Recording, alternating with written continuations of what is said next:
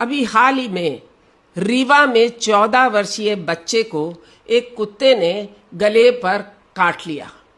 बच्चे को यथावत 5 डोज एंटी रेबीज वैक्सीन की लगाई गई, उसके बावजूद वो बच्चा 25वें दिन मर गया रेबीज से। पूरा महकमा सकते में आ गया। क्या वैक्सीन 100% इफेक्टिव नहीं होती या ये वैक्सीन नकली आ रही हैं?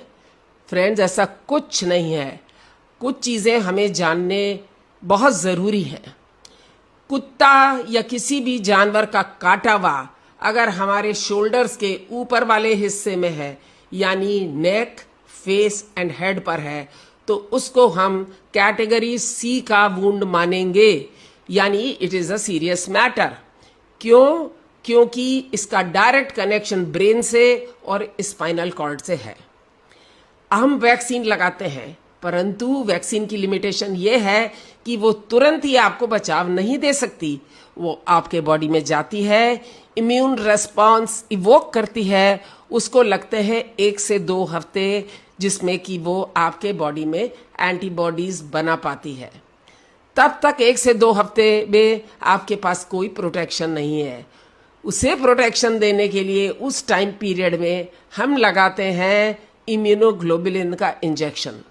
डॉक्टर आपके वेट के अनुसार आपकी डोज को कैलकुलेट करता है और इम्यूनोग्लोबुलिन का इंजेक्शन आपके वुंड के चारों तरफ इन्फिल्ट्रेट कर देता है और साथ में वुंड में भी कर देता है।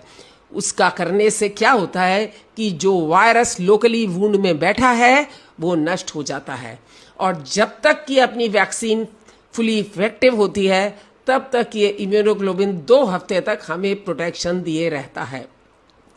इस बच्चे के साथ भी वही प्रॉब्लम हुई थी। उसे बिना इम्यूनोग्लोबुलिन दिए हुए उसको वैक्सीन लगा दी गई थी, इसलिए उसका फर्स्ट 2 वीक्स का प्रोटेक्शन नहीं हो पाया था और रेबीज फैल गई थी उसके बॉडी में, इसलिए उसकी मृत्यु हो गई।